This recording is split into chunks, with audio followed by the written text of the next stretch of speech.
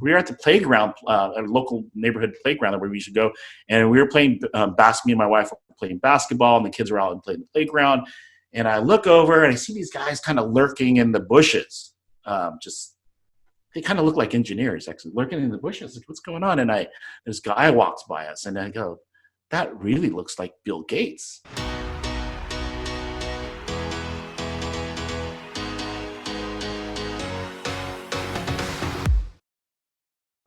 People always say, wow, that's great that you took the leap of faith. And everybody talks about this leap of faith. And there was no leap on my account. There was no faith. I didn't have faith. I was actually standing on the edge of the cliff looking over and saying, wow, maybe I should get in this creative career, photography maybe, blah, blah, blah. But I was in my safety zone. I was working full time. I had an engineering job. I was doing sales. I had expenses covered, all those things. It was comfortable, right? But I was so unhappy. But I was comfortable. And, you have to be safe too, because I had a family to feed, I had a mortgage to pay. But some of those things are kind of, hold you back from taking that leap. And then when 2008 came in, I'm standing there at the edge of the cliff and looking down and, deciding not to jump.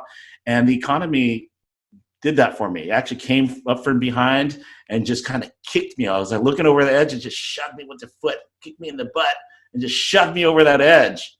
And that was a leap. Right. So basically what I'm hearing, you didn't actually make the choice. You were thinking about it. And then the economy said, hey, you don't have a job anymore. So then now it was like, okay, what am I going to do? Exactly. And that's what happens. And that's where we are now. And what we're seeing is a lot of people are doing a lot of layoffs, a lot of engineers. I was, engineering background back in 2008. And now we're at that time again where a lot of engineers are getting laid off, the factories in Boeing. They just announced they're going to lay off 10,000 people. And that's 10,000 people that are either going to retire or looking for something else to do. And a lot of people have a camera on their phone, picked up a camera, they can afford it because they have a nice income, bought this nice DSLR or mirrorless camera and haven't really done anything with it. And it's like, well, maybe I should try something with this and find a new career. And that's where, people are transitioning. And can I share a story? I want to tell my Bill Gates story. That'll be cool. And then I want to come back. I have one follow-up question about this transition. Or should I do that first? Okay, and then we'll go back to Bill Gates. So at what point, I mean, I think I understand, but I want to slow down time for a moment. You obviously being laid off helped push this edge, and you didn't really go right into photography. It kind of came as you were asked, and you were doing it because you're unemployed. So you're trying to find a discount for your family. So it kind of just came all together. But at what point when you decided, or how did you decide, hey, this is my thing now? Was there a moment?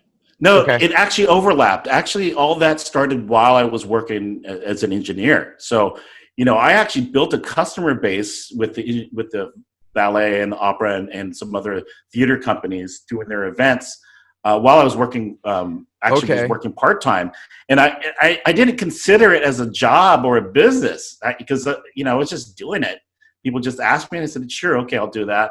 And so even when I did that list and not even put photographer down, I actually had clients doing photography, and I didn't even consider it. I didn't even make the list of what I would do for a living. Now that I was laid off or lost my job.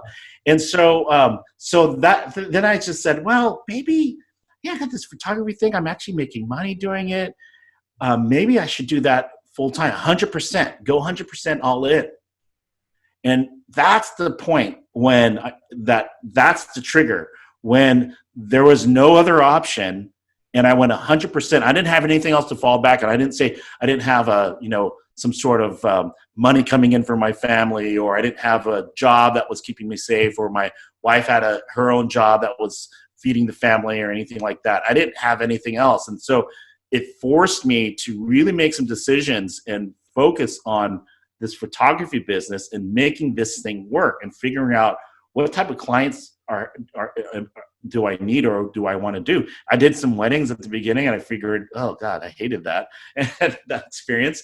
And And then I kind of fell into events because that's where that's what I knew. And so, when I worked with you, I joined the Chamber of Commerce. And so I tapped into the Chamber of Commerce and the people I knew there already, and got work from them, and they gave me leads and referrals, and I started networking again, and networking is a big thing. So yeah, part of the transition too is trying to figure out, you have to despair. We're in this time. We're in a time zone where we're in this big transition, and there's this big despair. 2008, everybody lost their jobs, economy tanked. There was what do you call it, recession, and we're coming. We're possibly going into a recession now. This whole COVID thing is screwing everything up. We're all in despair, and you're thinking, God, what am I going to do next? What am I going to do next? So let me lead into this Bill Gates story. Go for it. And so we were at the park. We were at the playground, a local neighborhood playground where we should go. And we were playing basketball. Me and my wife were playing basketball, and the kids were out and playing the playground. And I look over, and I see these guys kind of lurking in the bushes. They kind of look like engineers, actually, lurking in the bushes. Like, what's going on? And this guy walks by us, and I go, that really looks like Bill Gates.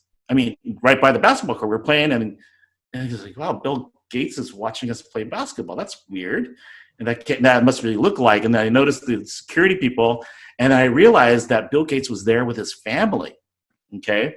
And now I'm trying to figure out in my life, I'm a total failure, and what am I going to do next? How am I going to make money? And, should I, become a million? All these things are circling in my head. And Bill Gates was there in the park with his family. And what I realized, and so, his kids, my son got on Andre got on the swing, and Bill Gates' kid came to the swing next to Andre. So Bill Gates came behind his kid, is standing next to me, and he's pushing his kid on the swing. So we're both pushing the kids on the swing, and I'm pushing it a little further, and then Bill Gates is pushing his kid a little further, and I'm pushing my kid further, and then he's pushing his kid further. But what the point I'm trying to make here is that here I'm worried about what should I do, how am I going to make money, and blah, blah, blah. And in reality, there's the richest man in the world standing next to me. And what he really wanted to do at that moment was be like me. He wanted to be me for that moment. He wanted to be a family man, pushing his kid on the swing like a normal person in a park without being accosted by all these people and asking him all kinds of questions and things like that. He just wanted to spend time with his family at the park. Right. And that gave me focus about, hey, I need to maintain my values and do what I love and be with my family, and the rest will come. The rest is out there, and it'll come. And after that, I never really worried about it, because if the richest man in the world wants to stand there and be me for a brief moment, man, I must be doing something right. Right.